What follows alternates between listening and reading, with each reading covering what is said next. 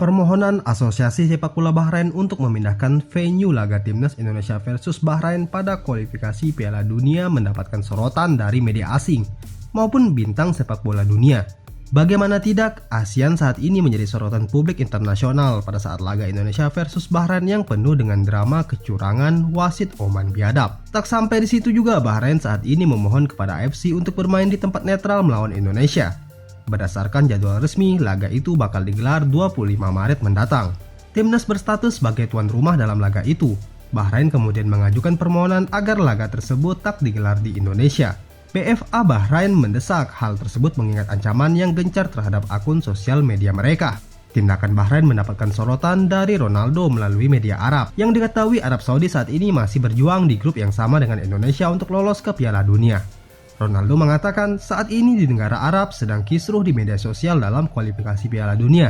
Di media di sini, Arab sangat menyayangkan aksi Bahrain yang tidak fair menolak melawan Indonesia di kandang lawan. Itu sangat membingungkan. Sebagai pemain profesional, serangan di media sosial adalah hal yang biasa terjadi dalam sepak bola. Di dalam media Arab itu, mereka menyindir Bahrain yang takut bertandang ke markas timnas. Timnas Bahrain sebelum bermain sudah terkena mental dengan serangan itu.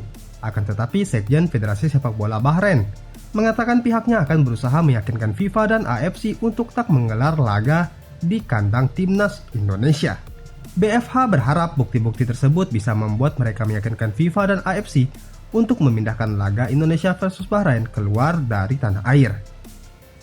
Asosiasi Sepak Bola Bahrain akan segera mengajukan surat resmi kepada AFC dan FIFA untuk mengklarifikasi semua keadaan yang terjadi.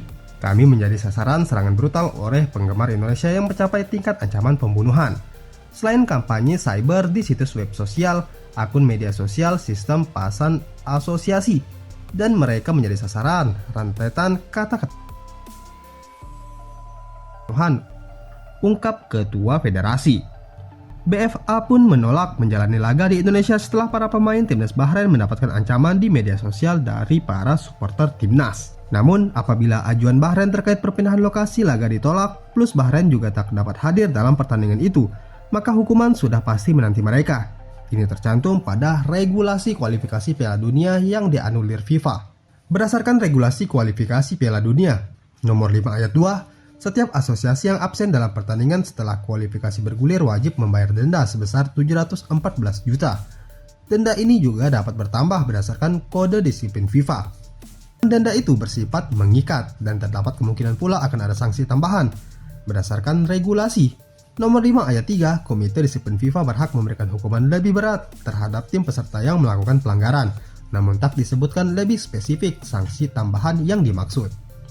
Sehingga mau tak mau Bahrain harus memenuhi jadwal pertandingan melawan timnas di tanah air, sebab hanya keadaan darurat atau force majeure yang memungkinkan laga tidak bergulir, namun FIFA tak memberikan hukuman.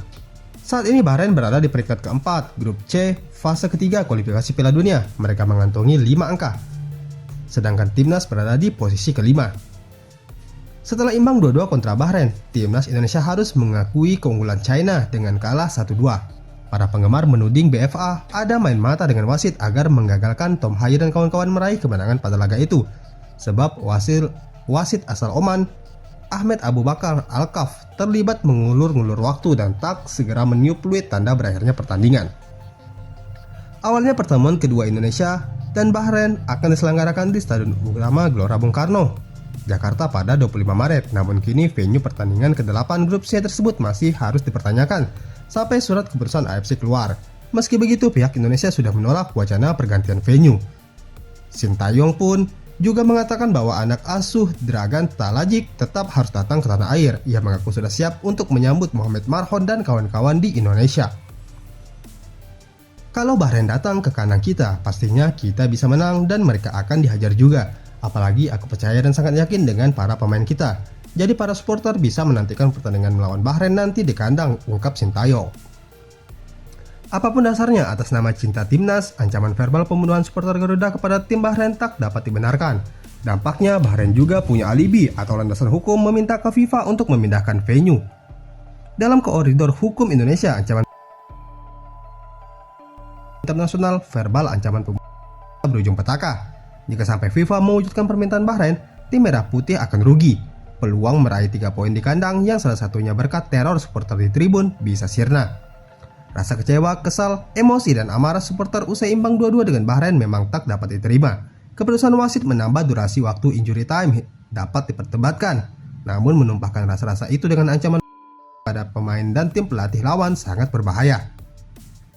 Sepak bola sebagai hiburan, jadi sama sekali tak menghibur lagi. Dalam sepak bola ada drama, intrik, politik, juga polemik. Semua ini adalah satu kesatuan yang tak dapat dinafikan. Dan semua unsur itu sudah coba dibangun PSSI dengan lihai dan ciamik.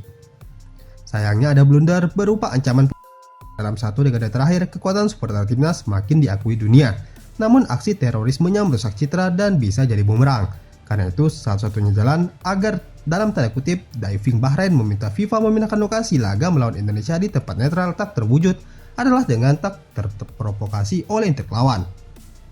Jangan ada lagi ancaman-ancaman verbal. Ancaman kekerasan sama sekali tak membuat menang. Saat ini timnas sedang mencoba naik kelas dari tim guram menjadi kuda hitam dan selanjutnya elit Asia.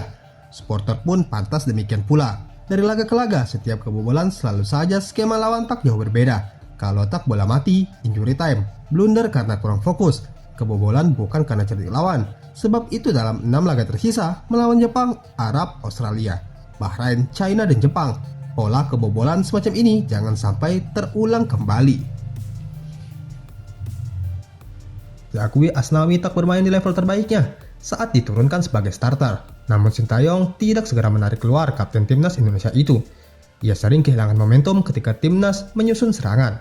Meski demikian, Sintayong masih mempercayakan posisi tersebut pada Asnawi hingga menit ke-85. Sintayong memutuskan menempatkan Rizky Ridho sebagai cadangan dalam laga melawan China. Hal ini jelas lantaran Sintayong ingin memberi ruang pada Sain Patinama sebagai wingback namun tak ingin menempatkan Calvin Verdong sebagai pemain cadangan. Padahal setelah Jordi Amat dipastikan cedera, banyak yang meyakini Ridho bakal main mendampingi Jaijes dan Miss Haiger. Sebagai bek tengah, Rizky Ridho baru bermain di awal babak kedua saat Indonesia sudah ketertinggalan 2 gol. Di laga ke depan, Sintayong memang sepertinya harus memilih memainkan salah satu Calvin Verdong ataupun Sain Patinama sebagai wingback kiri dan tidak mengorbankan posisi bek tengah agar keduanya dapat bermain bersamaan. Selanjutnya setelah laga, Sintayong mengungkapkan pendapatnya antara timnas Indonesia. Ada beberapa hal yang disesalkan Sintayong sebagai pelatih. Seperti yang diberitakan, timnas gagal meraih kemenangan atas China. China berhasil membobol 2 kali gawang timnas Indonesia. Sementara skuad Garuda hanya mampu menambah 1 gol lewat lemparan pertama Arhan yang dieksekusi langsung oleh Tom Haye. Di dalam konferensi pers usai pertandingan, Sintayong mengakui ada penjelasan yang ia rasakan saat pertandingan berlangsung. Ia menyoroti soal permainan timnas China selama pertandingan yang tak pernah disangkanya. Karena kami kalah di pertandingan ini, aku tak ingin membuat banyak alasan, ungkap Sintayong. Meski demikian, ia mengakui ada hal yang tak pernah terpikirkan olehnya. Aku tidak pernah menyangka Cina untuk melakukan permainan sepak bola yang sangat klasik, bola-bola panjang, dan kick and rush. Ujar pelatih Korea Selatan ini. Itu sedikit disayangkan. Dirinya juga menambahkan alasan timnas Indonesia kebobolan di gol pertama karena ada kesalahan di lini pertahanan. Kesalahan itu yang menjadi alasan besar akhirnya skuad asuhan Sintayong gagal meraih kemenangan. Aku sebenarnya mengapresiasi permainan China. Lain kali kami akan melakukan persiapan yang lebih baik, ungkapnya menambahkan. Kekalahan itu membuat poin Garuda di klasemen sementara grup C sama dengan China. Meski demikian, ranking kedua negara belum berubah dari pertandingan sebelumnya. Indonesia berada di peringkat ke-5, sedangkan China berada di peringkat ke-6.